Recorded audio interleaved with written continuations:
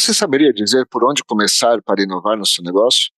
No cenário empresarial atual, a inovação é reconhecida como uma peça-chave para o sucesso e a sustentabilidade de qualquer empresa.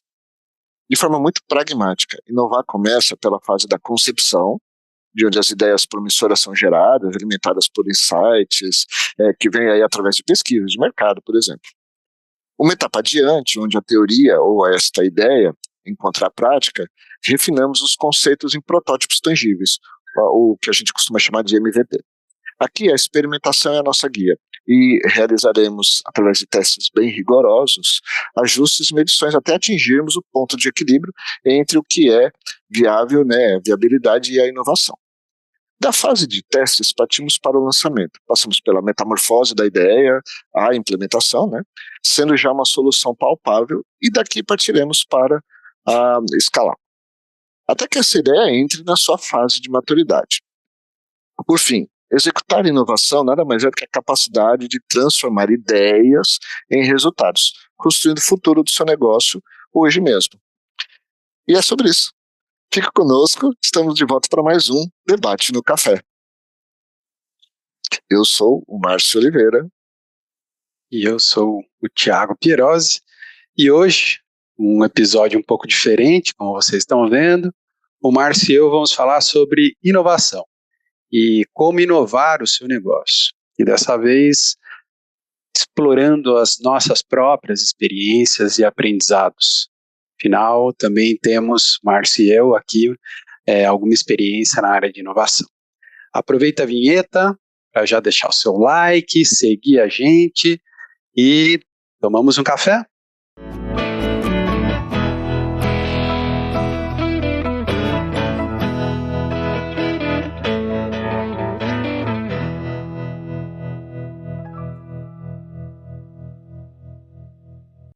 O Márcio é publicitário, consultor e mentor em estratégias de relacionamento com clientes, CRM e Customer Experience, é palestrante, conselheiro consultivo e mentor de startups, LinkedIn Creator, cofundador da Quidice, colunista da Exame, membro do júri do Prêmio Abend, mentor no Cubo Itaú, Instituto de Mentoria e Anjos do Brasil, embaixador do Instituto Capitalismo Consciente Brasil, autor e professor, e co-host aqui no Debate do Café. E além disso, é pai de gêmeos.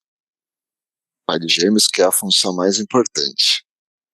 E o Thiago, esse mestre que está aqui comigo, que também é co-host aqui no Debate no Café, tem mais de 20 anos de experiência aí profissional em multinacionais e startups, principalmente nas áreas de inovação, por isso que ele é fera no assunto, e marketing digital, desenvolvimento de novos negócios, estratégia empresarial, produtos, serviços digitais e CRM. Ele tem experiência na Europa, na América Latina, mora lá em Madrid, uma inveja santa que eu tenho dele, é formado em administração pela SPM, tem MBA pela FIA, Master pelo Fórum de Economia Digital de Madrid, e desde 2009, então, vem trabalhando aí com inovação, e vai nos dar aqui uma aula, e eu vou tentar acompanhar o Thiago aqui hoje. Márcio, seja bem-vindo ao Debate no Café. Thiago, seja bem-vindo aqui também hoje ao nosso Debate no Café solo, o primeiro. Café solo, como dizem aqui em Madrid. Debate no Café solo. Como você quer o café? Café solo. Vamos começar brindando? Vamos começar brindando. Não. Que é sempre Vamos inovar aqui. Eu vou inovar aqui, ó. Hoje é Coca-Cola no copinho americano, Coca-Cola raiz. Confesso que é Coca-Cola também. Tchim. Bom, Márcio, você falou que eu sou especialista, mas você tem uma baita experiência também em inovação.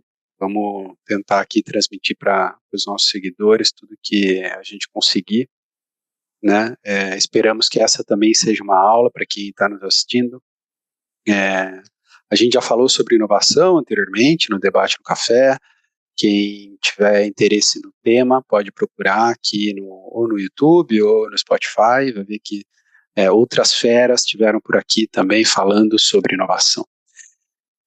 Vamos começar um pouco, Márcio, de repente tentando definir o termo inovação, quando a gente fala de inovação no contexto empresarial, e como a inovação se torna um diferencial estratégico para as empresas. O que você acha? Vamos começar por aí?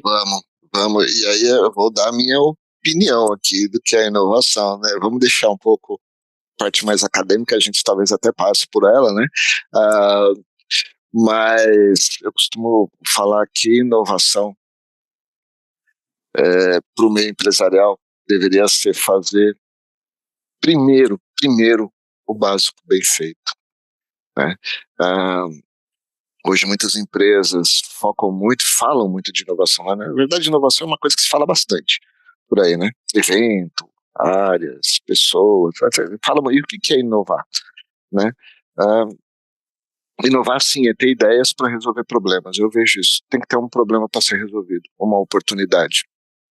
Como que eu vou fazer aquilo de uma maneira diferente que gere mais valor, que agregue valor? O que significa agregar valor? Inclusive, estava discutindo isso hoje com uma outra pessoa. O que é agregar valor? Agregar valor não é só financeiro. Então, quanto que aquela inovação agrega valor? Agora, eu tenho que saber que valor que eu quero agregar e para quem que eu quero agregar esse valor, né? Todo o ecossistema de uma empresa, então, vai agregar valor para a empresa em si, para todo mundo que está em volta da empresa, acionistas, donos, executivos, colaboradores, vai agregar valor para cliente, que é o motivo pelo qual a empresa existe, vai agregar valor para cadeia de fornecimento, dos fornecedores, para a sociedade. Então, quando a gente começa a pensar em inovação, assim, pelo menos na minha opinião, eu pego inovação, tiro daquela caixinha de uma área de atuação, de uma especialidade e jogo para uma importância mais estratégica dentro da empresa. Porque tudo é inovação, né?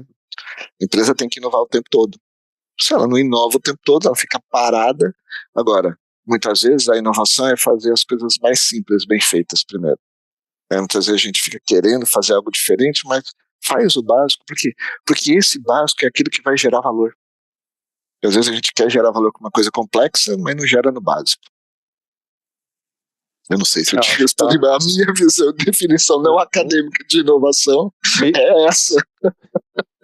Não, acho que sem dúvida, acho que nem tem essa coisa, né, a gente está aqui mesmo para falar na prática, né, eu acho que a ideia nossa é aplicar os termos na prática. A gente pode até tentar aqui se referir a coisas mais acadêmicas, mas no final vai acabar caindo nessa definição, né, acho que a gente tem inovações que são disruptivas, né, essas inovações disruptivas, elas tendem a trazer uma visão totalmente distinta de alguma coisa que já existe no negócio, né? Se a gente pegar, por exemplo, Uber, né? Vamos pegar qualquer aplicativo de táxi. Antes, a gente tinha uma forma de usar táxi. Montava no carro, chegava no final da corrida, pagava aquilo que fosse, né, não tinha visibilidade de nada. Você não sabia se o táxi ia aceitar cartão de crédito, se não ia, se ia pagar com dinheiro ou não. Vários perrengues por causa disso, inclusive, né? Você entrar só com cartão, você tem maquininha? Não tenho. Para no banco 24 horas no caminho. Então, acho que aí a gente teve uma disrupção, né, foi disruptivo, quando vem um Uber e fala, não, escolhe antes o caminho, você já sabe quanto você vai pagar, na hora que você descer do carro, você não precisa nem tirar dinheiro, nem tirar cartão. Se você quiser, tudo bem. Se não, você não precisa. Então, isso é algo disruptivo, do meu ponto de vista. E ele criou um novo negócio, uma nova forma de fazer negócio, criou novos empregos. Hoje, com toda a discussão que existe, né, da relação que existe de trabalho entre um Uber e um motorista de Uber, essas inovações, elas trazem esse incômodo realmente para a sociedade. Eu lembro também fazendo mobile banking, mobile payment, e você não tinha regulação. A gente já estava trabalhando, estava tentando já implementar pagamento via celular, e você não tinha nada regulado.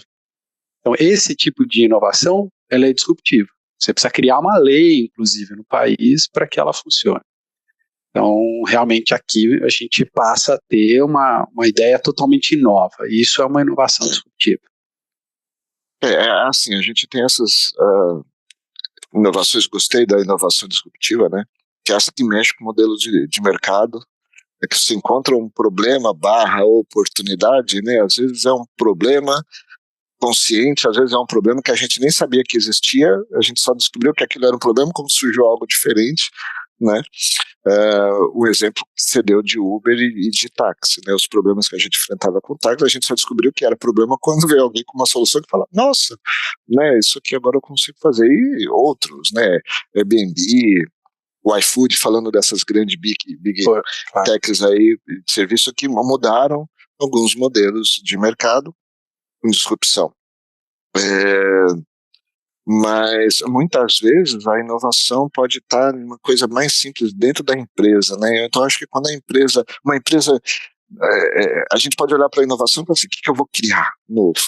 Mas às vezes eu estou no meu dia a dia, numa empresa, sentado na minha cadeira, estou com um problema que, como que eu posso inovar, né, para resolver alguma coisa aqui, para resolver um problema, ou estou enxergando uma oportunidade, como que na empresa eu posso fazer isso? Eu acho que a gente consegue trazer esse pensamento de inovação de maneira muito mais prática e ampla, e a gente não precisa ficar só se espelhando nas grandes soluções disruptivas, elas são legais para inspirar, né? Sim.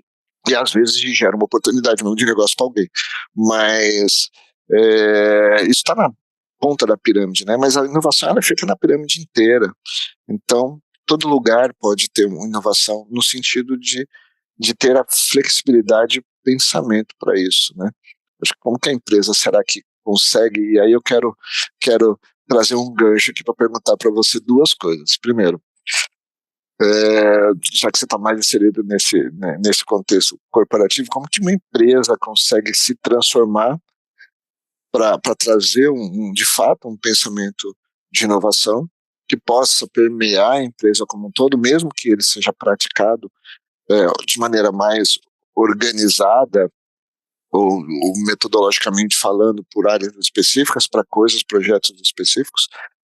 E aí a segunda é exatamente isso, como a gente aplica, né, quais são os passos? Lá na introdução a gente foi meio que falando alguns passos, mas é importante ter também um passo, né? Inovação não é uma coisa que faz uma ideia, joga lá, não, acho que tem uma forma de se organizar isso, né? Como então que uma empresa consegue trazer um pensamento e como que ela consegue organizar para fazer esse pensamento virar algo mais prático, né, no seu dia a dia? Como que você tem visto isso?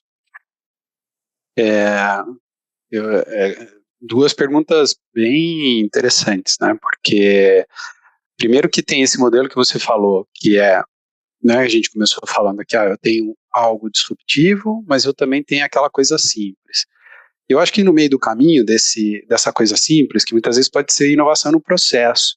Você vai inovar o processo que você está fazendo de alguma coisa, e inclusive pode demitir pessoas. Lembra que a gente falou, quando veio o Uber, criou emprego. Sim. Quando você faz uma inovação num processo, você pode falar, vou melhorar tanto a eficiência do negócio, eu estou inovando de uma maneira que eu posso até demitir pessoas, mas no meio do caminho eu acho que tem uma inovação que ela é inovar em produtos, por exemplo. Então você tem um produto, você faz esse produto muito melhor. Você tem um serviço, você melhora esse serviço. E aí também tem uma inovação. Respondendo duas partes, né, as suas duas perguntas, o que eu acho? Você precisa ter uma cultura de inovação na empresa, e isso normalmente é melhor se for top-down. Tá?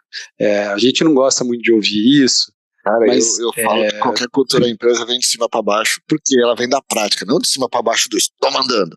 Eu estou praticando, copia o exemplo, copia o exemplo, copia o exemplo. Porque o de baixo para cima, ninguém vai copiar o exemplo de baixo.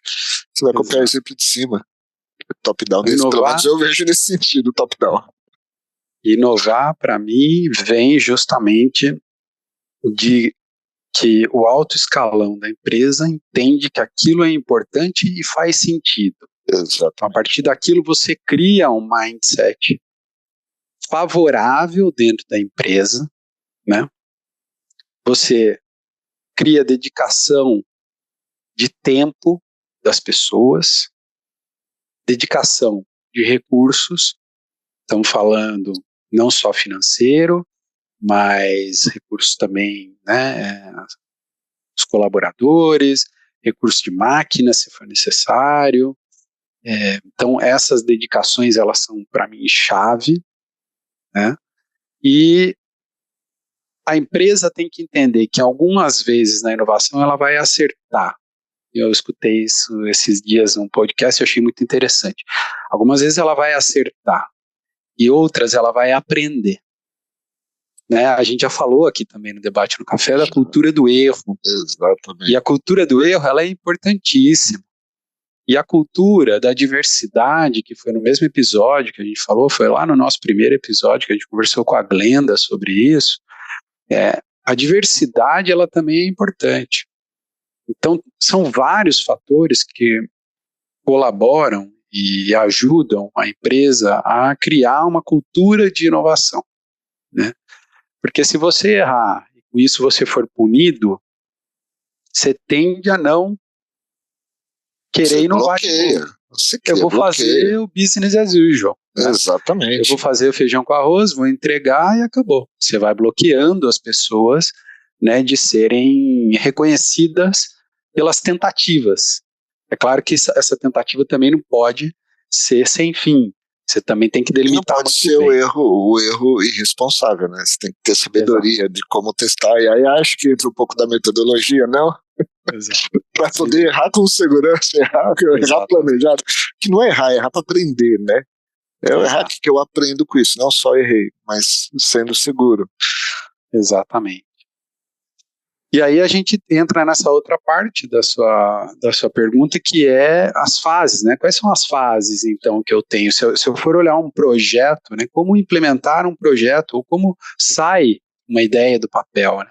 Eu tenho uma primeira fase, e aí eu falo das minhas experiências, né? De novo, não estamos aqui olhando a teoria da inovação, mas o que a prática foi me ensinando, né? Eu saio de uma ideação, eu penso algo, esse pensar algo, você comentou logo no começo do episódio, pode ser uma pesquisa de mercado, pode ser uma pesquisa interna, que de repente eu estou escutando o meu cliente, né, e esse cliente pode ser um B2B, pode ser um B2C, e eu identifico um pain point, eu identifico uma necessidade. A partir desse momento que eu identifiquei uma necessidade, e para mim essa é a melhor, né? Se eu estou fazendo só de dentro para fora, a chance de eu acertar talvez seja menor. Se eu estou escutando, ou seja, de fora para dentro, e eu identifico qual é essa necessidade, eu passo a idear, a criar, a pensar, eureka, nossa, vi isso daqui e tive uma grande ideia. Muito melhor, de uma maneira muito mais, que tende a ter um sucesso muito maior. Então, primeiro, eu penso, depois eu crio um conceito disso, eu melhoro, eu elaboro, eu vejo tudo que eu tenho dentro de casa que eu poderia entregar, e aí a gente já também pode falar se só dentro de casa ou se só fora de casa, mas eu acho que aí pode ficar para um próximo capítulo. Eu crio esse conceito, crio um MVP, né, um Minimum Viable Product, um produto mínimo viável, faço um teste desse produto. Muitas vezes a gente chama de prova de conceito, proof of concept, ou um piloto. Eu vou para o mercado ou faço essa prova dentro de um número reduzido de clientes, né? E tenho ali prazos definidos e métricas muito bem definidas do que eu quero ler, do que eu quero medir durante esse piloto. Isso é muito importante, porque senão é aquilo, né? Eu não tenho um erro consciente. A partir desse momento que eu fiz esse MVP, eu pilotei, eu entendi que o produto foi bem aceito, teve uma boa aceitação, as métricas são boas, eu posso escalar ou implementar, né?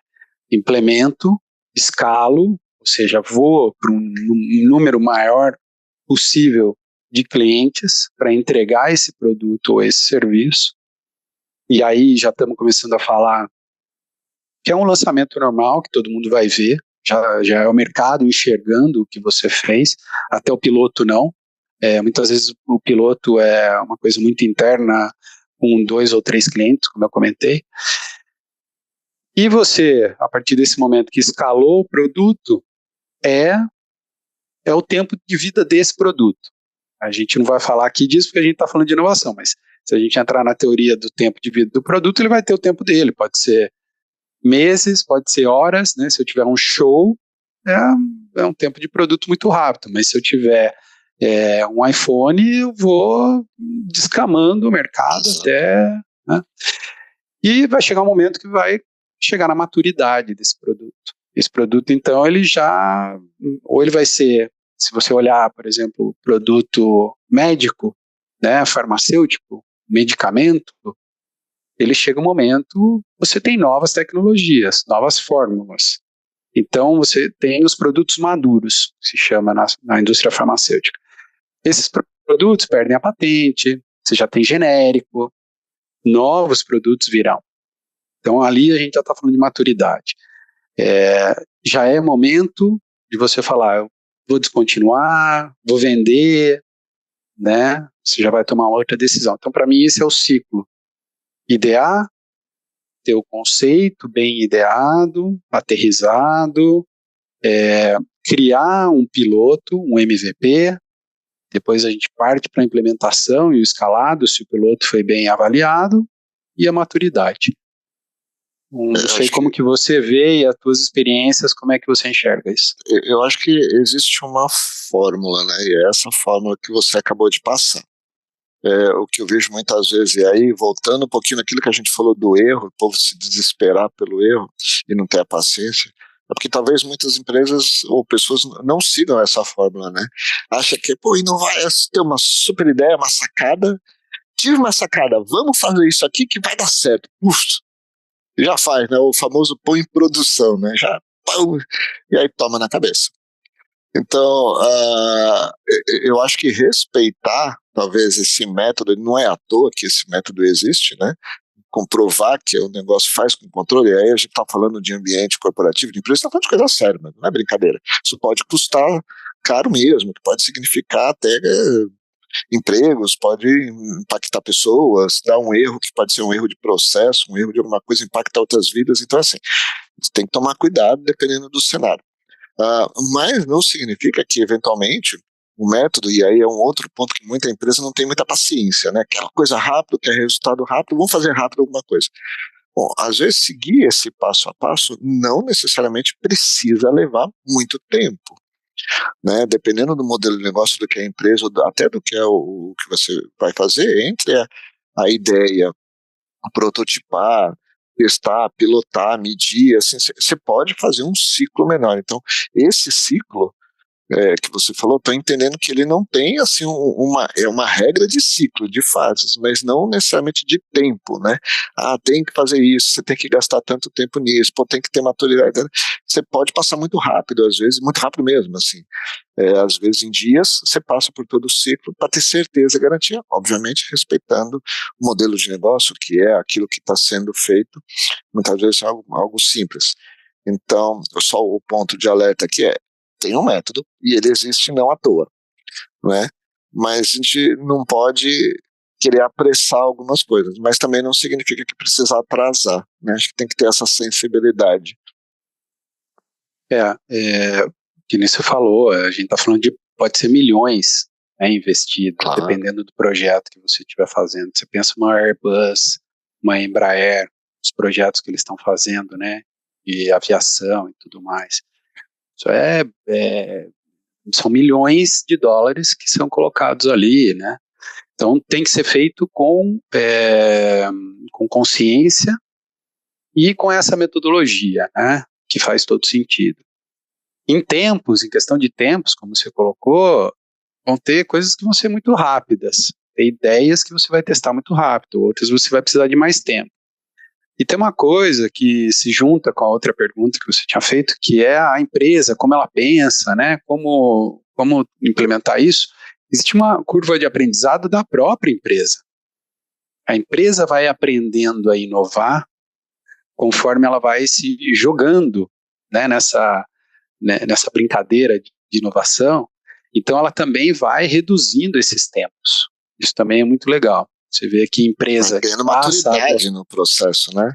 Exatamente. Vai ver casca ali que a gente fala. Não tem casca, a gente já sabe, vai. Né? Exatamente. Então, o que tem que acontecer aqui é identificar rápido, errar rápido, para você corrigir o processo rápido e ganhar uma curva muito grande de implementação de projetos. Esse é o Porque mantra essa é a melhor... Desculpa cortar, esse é o mantra que a gente fala para startups, né? Assim, testa rápido, né? Tem ideia, implementa, testa rápido, né? Mede rápido, erra rápido, erra pequeno, erra rápido, corrige rápido e vai embora, né? É tudo muito rápido. Então é nesse sentido, não tenha medo, né, de fazer, mas faz rápido. Erra rápido, média, toma decisão rápido, também não fica mastigando, né? Tem a capacidade disso. Você coloca, né? A gente fala isso para as startups, mas isso é válido para qualquer empresa. Né? Qualquer empresa. Se você tiver uma mentalidade de inovação, isso é válido para qualquer empresa. Eu estava escutando, tive uma palestra com um palestrante da MIT essa semana, por aqui, e ele comentando sobre inovação na Repsol. E falava, né, há alguns anos atrás, a Repsol começou ali testando 3 ou 4 projetos de inovação, que eles consideram. E aí também cada empresa vai definir o que é inovação. Né? Você pode considerar inovação tudo, como você pode definir. Não, eu tenho bem claro que inovação e aí colocar ali as 4 linhas de inovação. E em alguns anos, a Repsol saltou de 30 projetos que eles tinham, num pacote deles de inovação, para 500. Caramba. Com uma definição muito clara do que era resultado dos projetos de inovação que eles esperavam. E era a geração de receita. Então, eles tinham quase $1 bilhão ou de euros definidos para alcançar até 2025 em projetos de inovação. Então, eles saltam de 30 para 505 projetos em poucos anos, porque eles foram aprendendo rápido, definindo o que era o que não era inovação, definiu-se o que era o que não era inovação, adotaram um dashboard para enxergar todos os projetos e poder comparar todos os projetos entre eles e poder matar o que tinha que ser. Né? Olha, vou matar esse porque esse já não faz mais sentido. Então, essa decisão também de matar projetos de inovação, ela é muito importante. A gente não pode só acreditar que tudo que eu vou fazer vai dar certo. Claro. Né? Por isso abre o leque, né? E aí você falou da quantidade de projetos, isso mostra também, né, o quanto a empresa, acho que isso pode ser um sinal, né? O quanto que a empresa de fato está inovando. Uma métrica bem simples é a quantidade de projetos. Porque assim, não adianta inovar com pouco, porque às vezes você pode estar sendo teimosa naqueles poucos que não é ali que precisa. Então, acho que a própria mentalidade de inovação, ela pede essa reciclagem, né? Esse incômodo de estar sempre olhando para alguma coisa, estar sempre pensando isso, né? A inovação, ela não tem fim, né? Ela tem que continuar sempre. Você já fez, entregou um projeto, tá qual o próximo? Né? Quais os próximos? O que está acontecendo? Porque as oportunidades estão o tempo todo, né? Eu conheço empresa aqui também que está há muitos anos, mais que a Repsol, e segue entregando 7, 8 projetos. Será que está no caminho certo? Será que não está precisando fazer algum ajuste? Né? Será que é só isso? Eventualmente, dependendo do negócio, pode ser, são projetos bem disruptivos, ok, mas acho que a gente, quando consegue pensar no detalhe, né, pensando que inovação pode ser um detalhe, que é coisa rápida de se fazer, de se testar e de se pôr, e foi mais um, né, pensando sempre de novo, o que gera valor, né, Exato. E com clareza dos vários tipos de valor que pode ser, não só o valor financeiro, né, gerar receita é um, né, mas o próprio valor de marca, o valor de experiência, de percepção, enfim, né. Eu vou te trazer uma pergunta, porque com a tua experiência que a gente já comentou aqui, com certeza você vai trazer insights muito legais, que é como que as empresas hoje, no teu ponto de vista, entendem a colaboração ou interna ou externa, para fazer a inovação acontecer, e quais ferramentas poderiam ajudar a que essa inovação seja mais eficaz, já que a gente está falando, né, que tem exemplos de grandes empresas fazendo muito bem feito e outras que estão ficando para trás, vamos dizer, ou que estão persistindo, mas não estão dando tantos resultados. O que você acha que pode, interna e externamente, contribuir? Isso aí é uma pergunta com um leque bem grande de resposta também. Então, vamos lá. Vou dar minha opinião, eu sou muito de dar opinião, provocar, dentro daquilo que eu vejo, do que eu já vi por aí, né, e tenho conversado com outras pessoas também feito. Mas a gente falou, você trouxe aqui o papo lá com a Glenda, que a gente falou de diversidade. Então, eu acho que para a empresa, de fato, né, do ambiente interno, eu acho que tem que ser propício. Falou de cultura, falou que tem que vir de cima. O que eu tenho visto muito ainda é o vem de cima top-down do tipo faz. Ó, aqui, você é o cara, ó, faz aí, você tem criatividade, né? Ó, esse problema faz, só que a empresa não tem a cultura. Então, acho que a quantidade de projetos mostra, inclusive, para onde a empresa olha é a cultura da empresa de fato de inovar. Então, tem que estar num ambiente propício para isso, um ambiente seguro, né? Para inovar, você tem que se sentir seguro. A pessoa, a empresa, as pessoas que estão mais ligadas precisam se sentir seguras. Eu entendo inovação, eu faço muita ligação com inovação e criatividade, pensamento criativo, né? E o pensamento criativo tem uma definição que a gente tem lá na Quidditch, que é a capacidade de resolver problemas. E como que eu construo um pensamento criativo? Com repertório. Quanto mais repertório eu tiver, mais possibilidade, repertório de conhecimentos e às vezes coisas totalmente absurdas, mais capacidade eu posso ter de fazer ligação de pontos, né, de combinar esses repertórios, essas informações que eu tenho armazenada no nosso HD aqui, e dali surgir um insight a partir de um problema que tem que ser resolvido, né? Mesmo que eu seja um especialista. Então, quando a gente fala de diversidade na empresa, cria um ambiente interno ali onde a gente consegue ter essa diversidade de pensamento, de pessoas, de repertórios diferentes, e onde a própria pessoa tem vários repertórios, né? Quando eu estava na faculdade, eu fiz publicitário, né, que você falou, fiz lá a faculdade de publicidade e tinha aula de criação.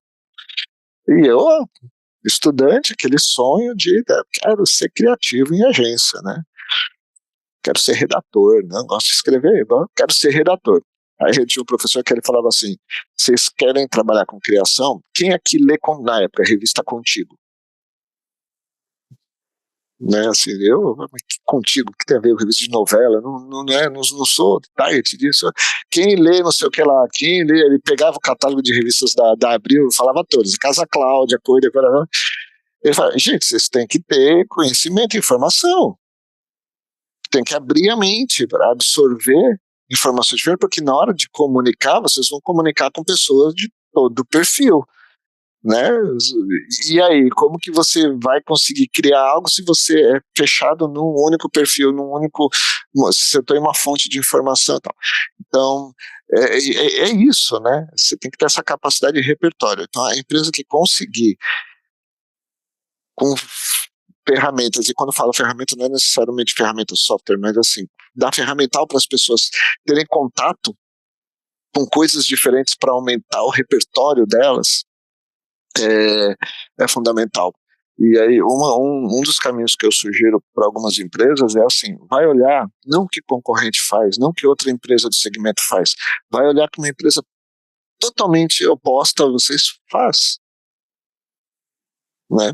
Ainda mais hoje, onde a gente tem a tecnologia servindo de referência e base para muita coisa, né? E a tecnologia servindo de parâmetro para o relacionamento, né, de uma empresa com seus públicos. Então a gente tem, por exemplo, um celular onde duas empresas de segmentos totalmente diferentes podem usar o mesmo processo tecnológico para entregar algum valor para um cliente. Mas são duas, eu uso o mesmo, né? Vou dar um exemplo aqui, a gente vai falou de Uber, falando de Airbnb, então vamos olhar a experiência do Airbnb, que você tem no Airbnb para fazer uma reserva de um apartamento para uma viagem, e a experiência que você tem no aplicativo de um hospital para marcar uma consulta. É a mesma coisa. Eu tenho algo que eu quero marcar um dia e uma hora para usar tal coisa, né? Mas são dois segmentos, duas expectativas diferentes de pessoas, e a gente pode aprender, inovar, olhando experiências de outros e trazer para o nosso modelo de negócio. Então, ter essa capacidade de criar repertório de diversas formas, eu acho que é a melhor ferramenta, vamos dizer assim, que uma empresa pode dar para a sua equipe, para os seus colaboradores, seja aqueles que estão diretamente com inovação ou aqueles que estão indiretamente, né? Eu adoro a palavra repertório, porque é o que você falou, né? A criatividade é importante. Acho que tem uma parte analítica também muito importante, que são as pesquisas. E quando eu falo pesquisa, eu não estou falando só de pesquisa de mercado, que você vai, mede quantos % para cá, para lá, ou faz um focus group, não é só isso, né? É pesquisar de fato para entender qual é o problema, né, que você... Exato. Pesquisa intencional, quero de fato aprofundar, né? O que eu tenho aqui para resolver? Tem um problema ou não, né? E a partir daí trazer ideias as mais mirabolantes possíveis. Eu adicionaria aqui a tudo que você falou, que eu concordo, é uma questão da definição exata do que a empresa quer inovar, aonde ela quer inovar, em qual área, né? Então, voltando lá ao que eu tinha comentado, você tem uma inovação disruptiva, aí você tem uma inovação de produto, você tem uma inovação de processo, ou uma inovação de eficiência, né? Que são coisas totalmente distintas. Se você vai pensar numa inovação disruptiva, pensar isso dentro de uma grande corporação, acho muito difícil, se você não tiver a colaboração do ecossistema todo de inovação. Quem é o ecossistema todo de inovação?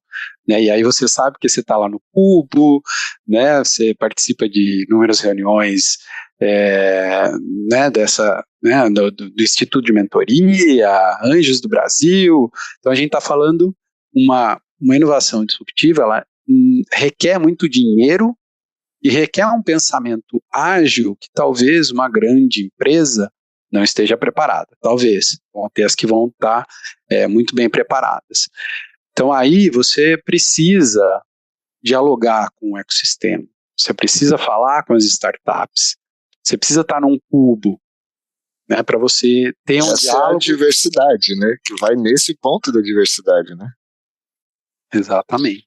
Você tem a diversidade, você tem, às vezes, várias empresas pensando coisas muito parecidas, mas cada uma delas tem um ponto forte. E aí, se você consegue ler tudo isso, você fala, bom, já estou entendendo, sei para onde eu posso ir. Você pode externalizar isso também. Você pode optar ter, né, essa inovação disruptiva fora da tua empresa. Você pode ter uma outra área pensando isso. A gente já falou também, teve um episódio nosso que a gente falou de ambidestria corporativa. Também, quem quiser se aprofundar no tema, tem mais um episódio aí que a gente deixa a dica, que falamos de inovação com o Rasquilha, e ele fala da ambidestria corporativa. Então, você tem uma área pensando 5 anos para frente, não pensando hoje. Então, para mim, é importante você definir. Não, quero trabalhar a inovação de produto. Talvez seja uma coisa mais interna. Vou olhar mais o meu competidor, como você estava falando. Vou olhar o que é similar à minha indústria ou ao meu setor, para ver o que eu posso trazer de parecido. Eu vejo, né, nítido isso. Para mim, quando eu penso farmacêutico, biofarmacêutico, fertilizantes, são indústrias onde eu já tive alguma, né, farmacêutico mais, fertilizantes já tive, e eu vejo uma similaridade tremenda. você consegue fazer paralelos, né? E você fala, bom, eu tenho aqui um repertório e talvez soluções em outro lugar, que não é a minha indústria, não é o meu setor, mas que me ajuda a resolver um problema. Acho que tem outra questão também, que é não ter medo de falar daquilo que você está querendo fazer. Muitas vezes a gente fala, não, eu vou ficar com isso para mim. Acho que pelo contrário, né? Você fala, olha, eu estou procurando isso. E você tem que, né, obviamente com todo cuidado, né, saber o que você pode falar, o que você não pode, mas quando você quer buscar uma solução e você coloca isso para o ecossistema, por exemplo, vou lançar um desafio para o ecossistema de inovação. Então você tem eventos de inovação e aí você resolve colocar um desafio.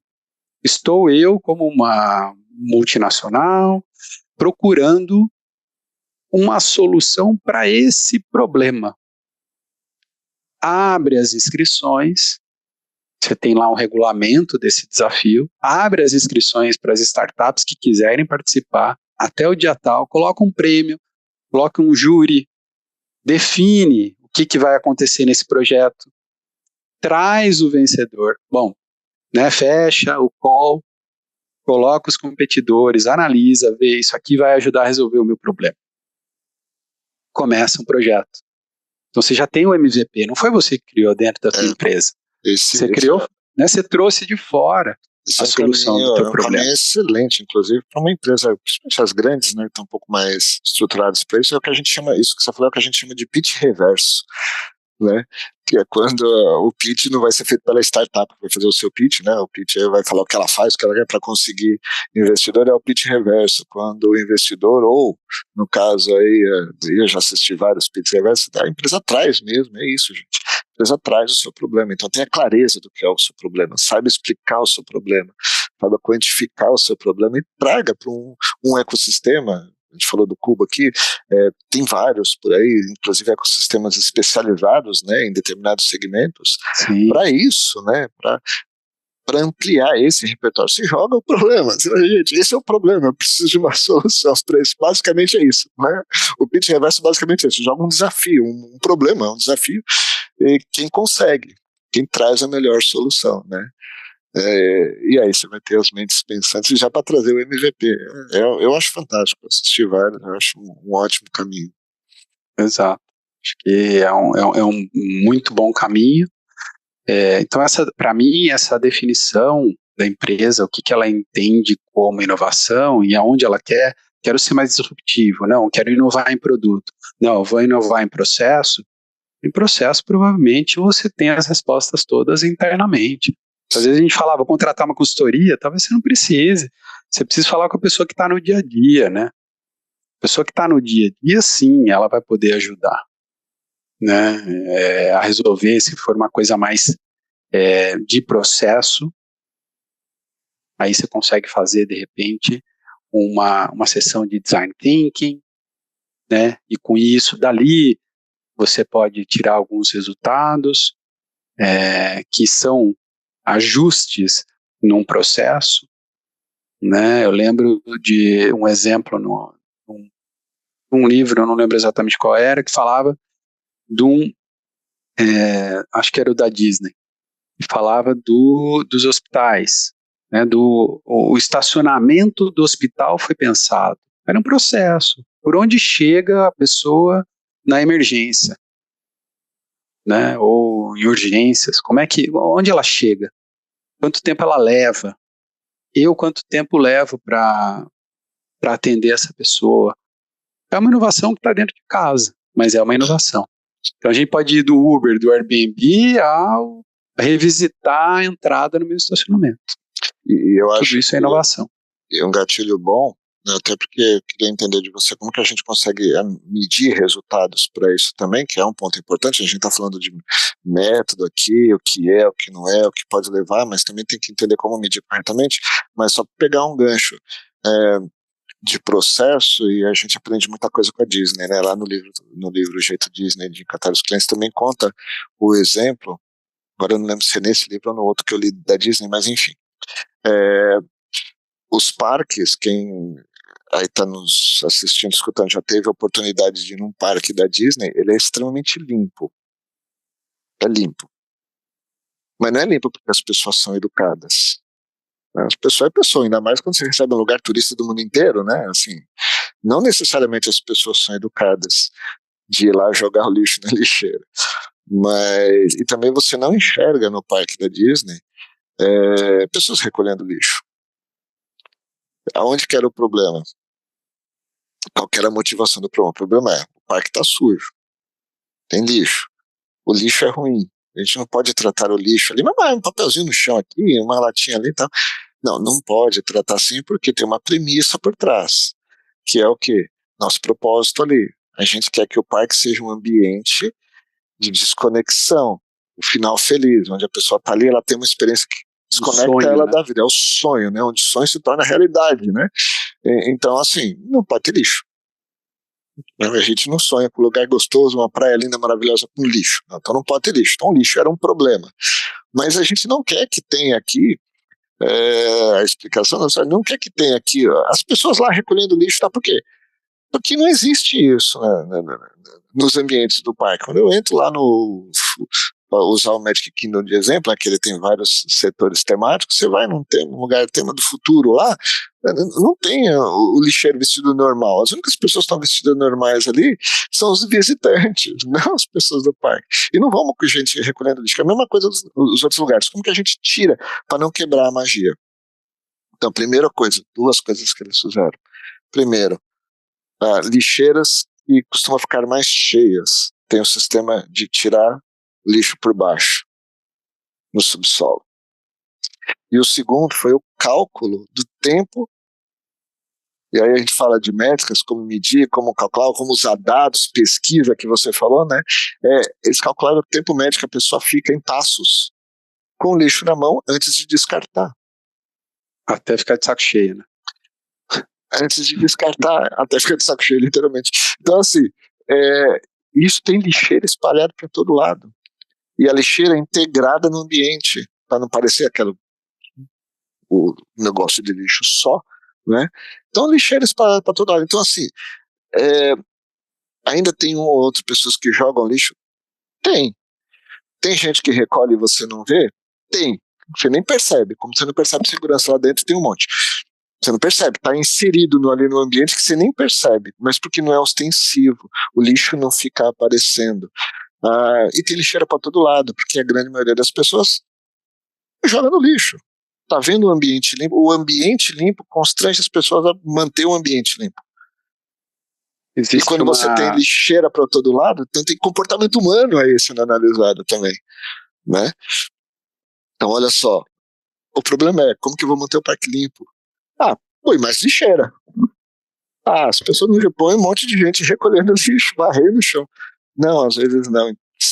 Isso que é legal, né? Como que você pode pegar um problema simples, com informação, com cálculo, com métrica, com sensibilidade, com um propósito por trás, né? Por que eu quero fazer isso? Esse é o ponto. Esse é o ponto. Por que eu quero deixar o parque limpo? Por que a sua empresa quer fazer essa mudança, né? Aonde gera valor e qual é o propósito que leva aquilo, né? Tem a ver com... É sempre nisso que a gente tem que olhar também.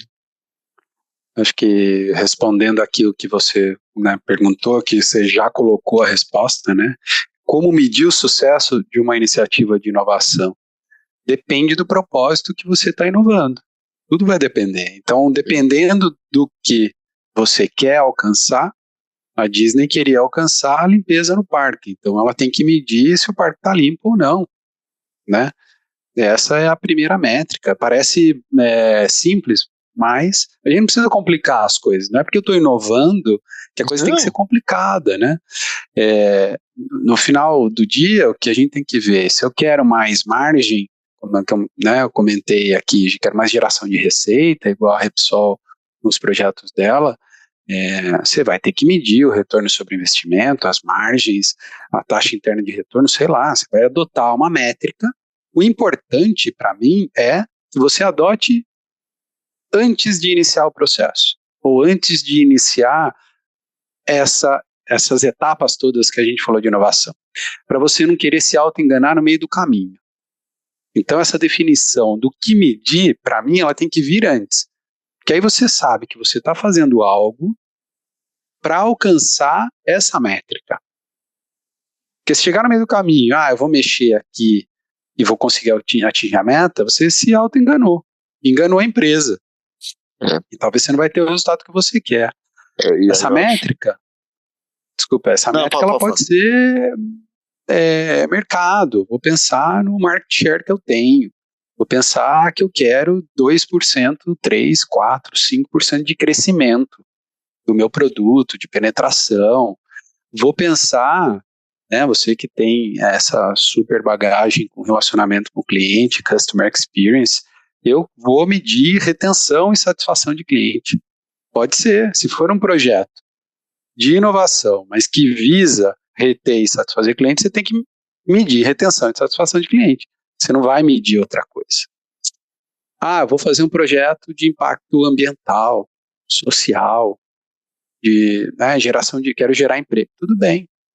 Você tem que medir isso. Para mim não tem segredo. A gente não tem que ficar reinventando a roda, mas tem que definir, bem definido, definir os prazos, porque também se você se propõe a fazer um projeto ad eterno, você nunca vai saber se deu certo, se não deu.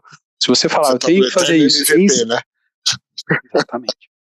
Eu tenho que fazer isso em 6 meses e eu tenho que dar esse resultado, acabou. Foi porque lá atrás, você pensando friamente, você falou, se em 6 meses eu tiver esse resultado, eu alcançar esse resultado, faz sentido. É um projeto que faz sentido. Vou partir para o escalado. Né? Você mediu o MVP. Depois que eu lancei, aí é um produto normal que você vai colocar as métricas todas que você imagina que você tem que colocar.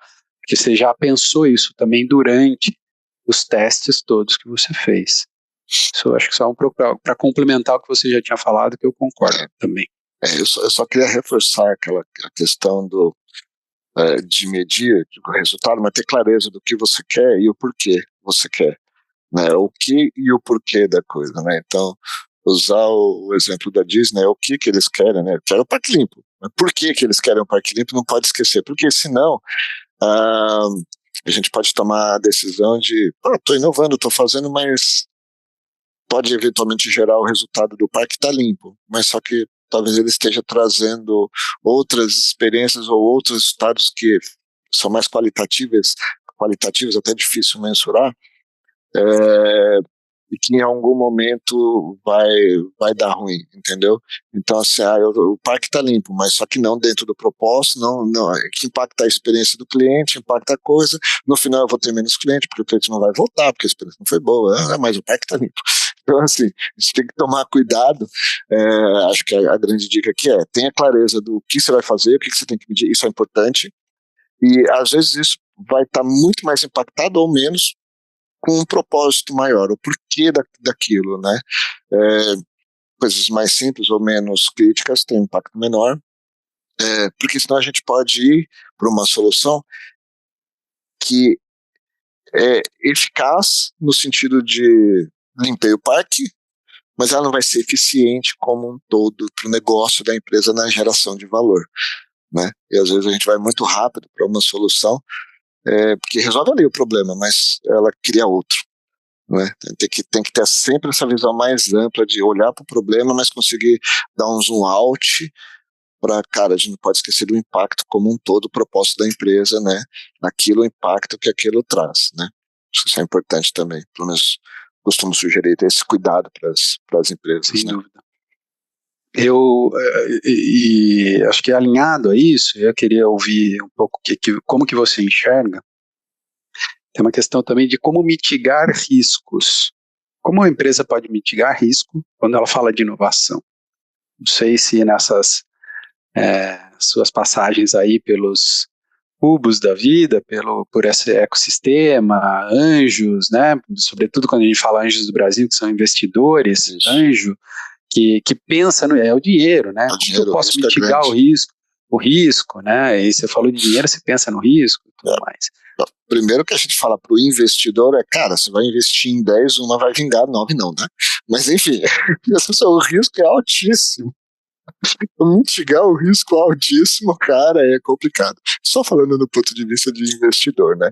Mas acho que para a empresa, para quem está inovando, a forma de mitigar o risco é isso, tudo que a gente falou aqui. A melhor forma que tem primeiro, tem um método, não à toa. Não sai na loucura, né? Inovação não é algo assim que, tô inovando, tô fazendo, né? Inovação não é fazer diferente.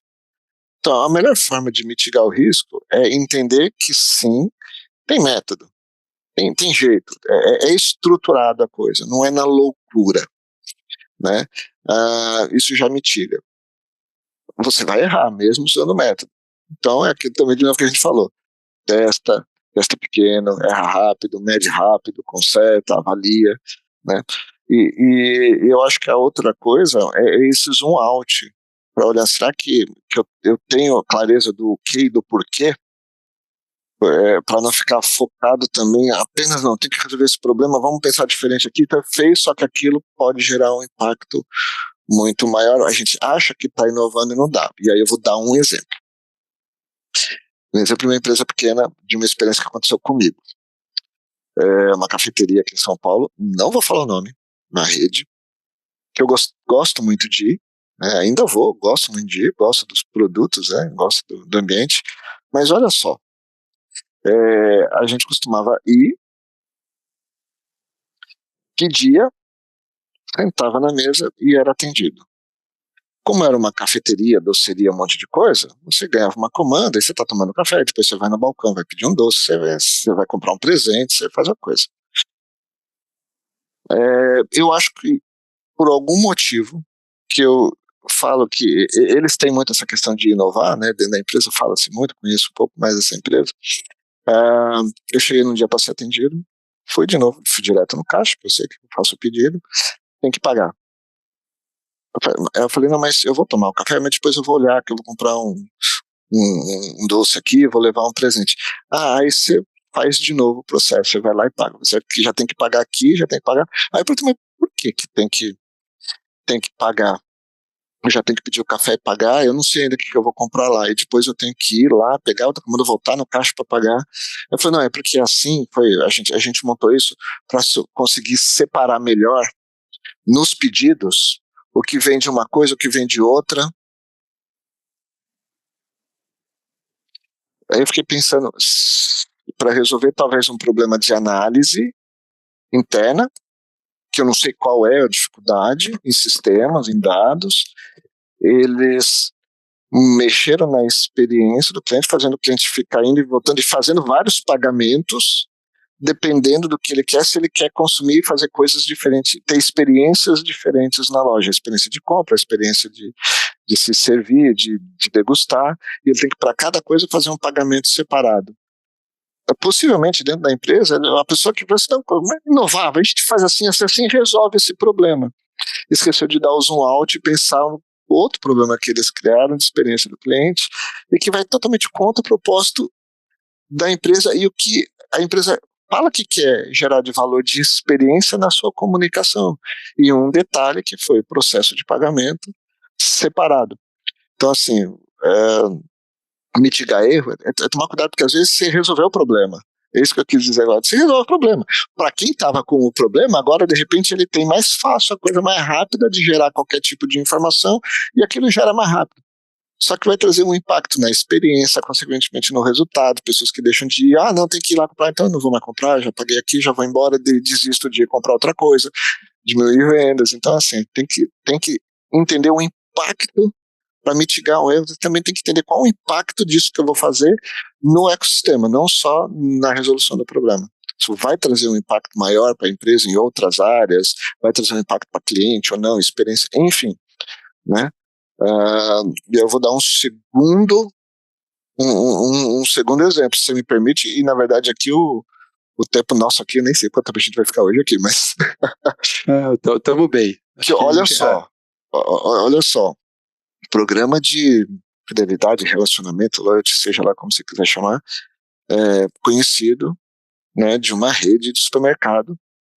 Eu te garanto que existe um grande trabalho de inteligência de dados para você poder mostrar no aplicativo quais são as ofertas, o desconto, pôr esse produto a partir da coisa que a pessoa compra, você ser assertivo na oferta para gerar valor para o cliente, mostrar para o cliente, cara, eu te conheço, olha, você compra disso, está faltando disso, e te dou uma oferta. O aplicativo, ele tem toda essa lógica.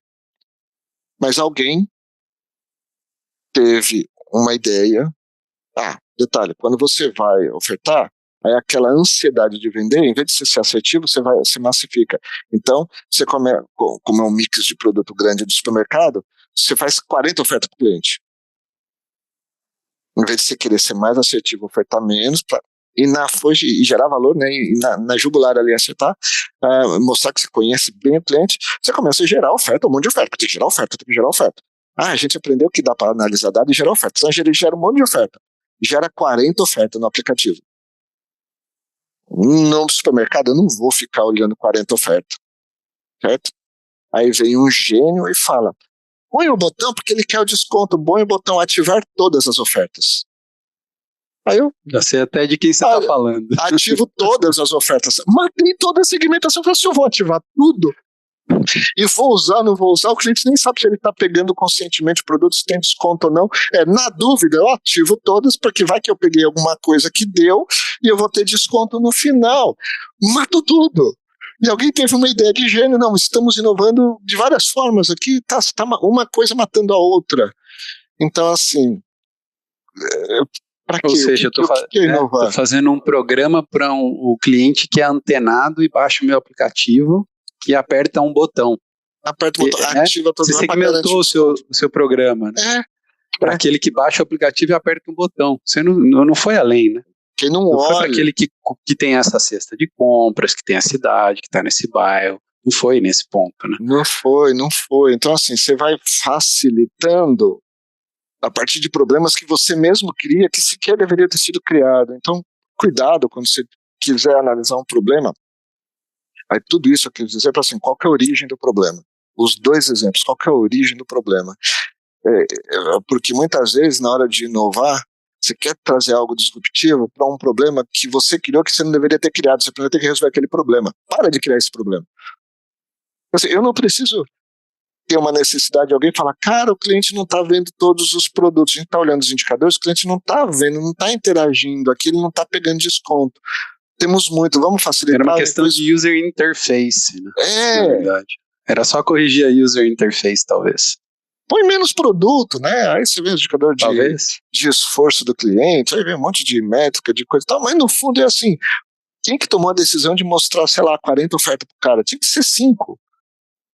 Já começou aí. Então, o problema não é que ele não olha as 40 ofertas, o problema é que não deveria ter 40 ofertas. Entendeu? Esse é o ponto. Então, se você não tem clareza do que você quer, às vezes você cria um problema que depois você quer inovar a solução do problema que você criou que você não deveria ter criado. Então, olha com cuidado, identificou um problema, por que esse problema existe? Antes de mais nada, né, qual que é a origem dele? Por que ele existe? Como que a gente, primeiro, para de gerar esse problema? Às vezes é só para. Não tem que criar todo um processo, inovar, fazer, por alguma outra coisa, porque às vezes a gente vai amplificando, né? Então eu quis trazer esses dois para mostrar um pouco do impacto que isso pode trazer na experiência do cliente, né? Acho que está ótimo essa visão mais porta para fora, né? Sim. Você está olhando e o seu principal stakeholder, que é teu cliente, teu consumidor, né? E com base nisso você está falando talvez minha inovação não tenha sido a melhor. Eu inovei pensando em mim, não pensando nele. Ou quando o processo de resolver um processo. O processo ficou ótimo, está maravilhoso, mas a experiência está sendo horrível. Exato. Eu complementando essa visão de como mitigar riscos, e aí eu falaria de como mitigar riscos na inovação da porta para dentro, se você me permite, claro. Eu diria que, primeira coisa, você tem que ter pessoas, recursos dedicados, pessoas, tempos, dinheiro dedicado a isso. Isso é a primeira coisa. Não pode ser o exército de um homem só que vai chegar e vai fazer inovação. Essa daí é a pessoa de inovação da minha empresa.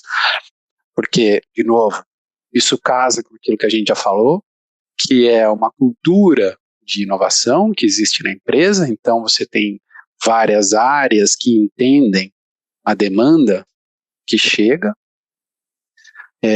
Pode ser uma área de inovação com várias pessoas, mas pode ser diferentes squads, podem ser diferentes especialistas em várias células, né?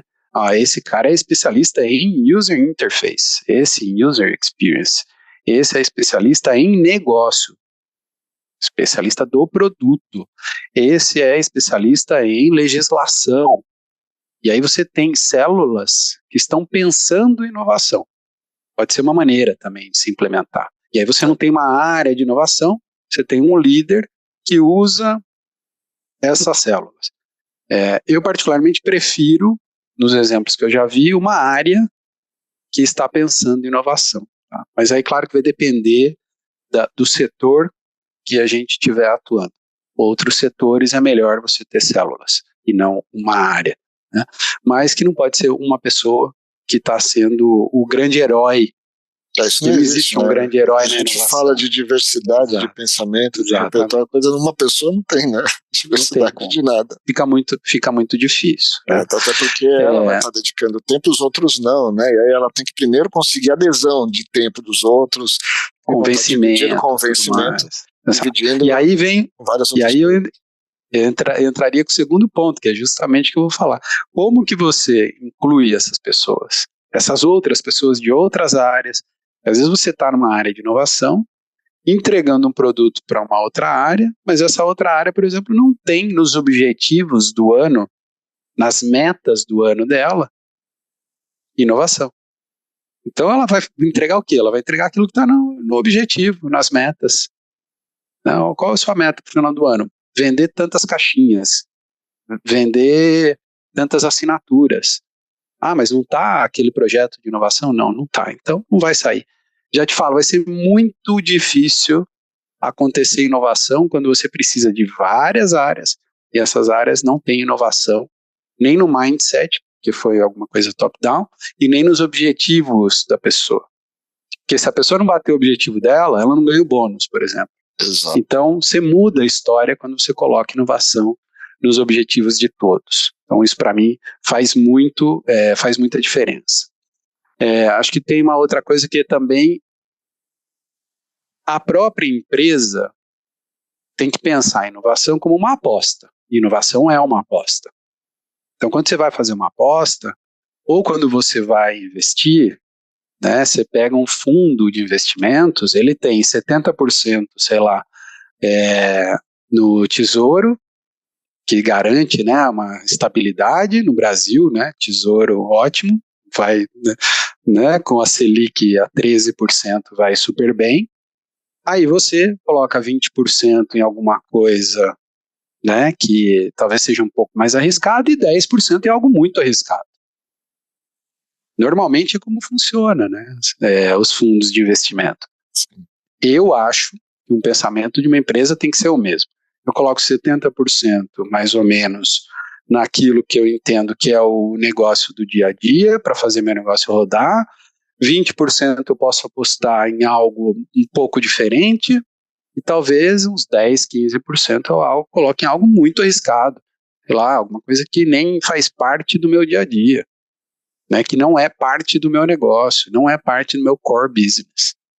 Talvez seja uma ideia, mas acho que 70, 20, 10, 60, enfim, aí cada empresa vai, né, achar o seu, mas é uma forma de mitigar risco também, né, saber onde colocar esse dinheiro, e aí saber quando parar.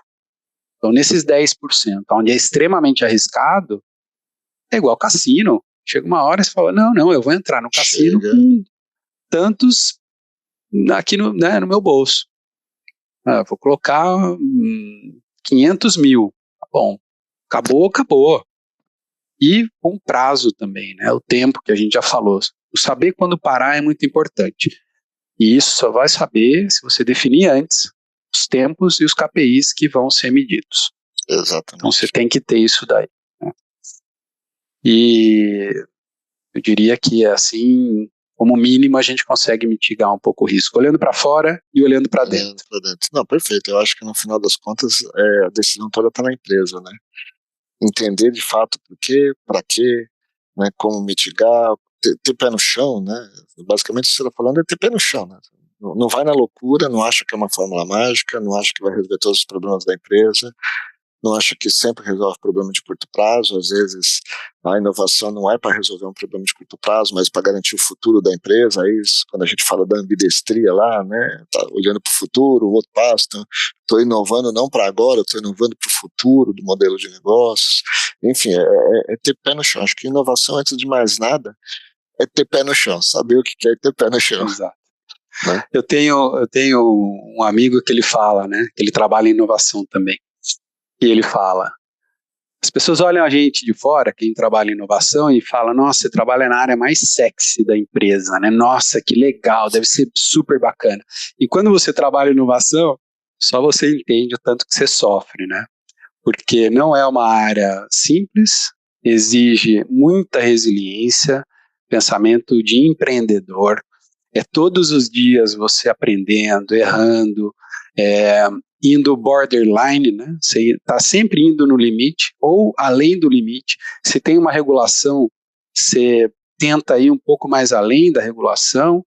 Se não existe a regulação, você já está além, você já foi, você já passou. Imagina isso dentro de uma empresa que é super controlada. Muitas vezes você está sempre no limite do posso, não posso, desafiando pessoas internamente, se frustrando muito. Trabalhar em inovação, você tem que saber lidar com frustrações, não tem jeito. Então, para quem olha de fora, é uma visão. Para quem está no dia a dia, é outra. E nem por isso eu não estou nem por isso eu deixei de trabalhar. Comecei em 2009, você comentou, e até hoje estou aqui trabalhando com inovação, 14 anos, né? 14 anos. É um bichinho que te pica e não tem jeito. Não quer mais sair, não quer mais voltar pro eu não vou chamar de básico, mas não quer mais voltar é que na verdade muda a mentalidade, né? Você muda a forma, tipo, você não consegue mais pensar do mesmo jeito. Você está cada dia fazendo uma atividade nova, diferente. Você não consegue mais pensar do mesmo jeito. E aí muda a mentalidade. Rotina não existe. Exato. Por isso que é importante mudar a mentalidade. Quando muda a mentalidade, mudou. Aí você não consegue mais pensar, você não vai se encaixar. Você vai precisar emplacar tudo de alguma forma. Não estou mais numa área de inovação. Eu estou tentando inovar naquilo que eu faço aqui. Você traz o pensamento, né? E é isso. Eu acho que espero que quem esteja nos assistindo aí consiga, não sei se ajudou, se atrapalhou, mas se agregou. Mas consigo entender. Escreve pra gente, né? Quem nos assistiu, acho que deixa aqui os comentários, o que achou, o que não achou. Vamos batendo um papo. Se a gente conseguir fazer você mudar de mentalidade, que bom, você vai começar a inovar já a partir do momento que você desligar aqui o vídeo ou o áudio. Exatamente. Tá bom? Muito legal. Obrigado, Márcio, por mais esse episódio. Eu que agradeço. E olha, é um episódio diferente, né? A gente não fez tanto tempo fazendo isso, a gente não fez um só nós dois. Temos que fazer mais vezes. Porque é gostoso, né? Assim, o papo também flui bem. É bom receber gente, claro. Exatamente. Mas o papo flui bem. Espero que você nos acompanhou aqui, tenha gostado também, que nem a gente, tá bom? E até o próximo debate no café. Até o próximo debate no café.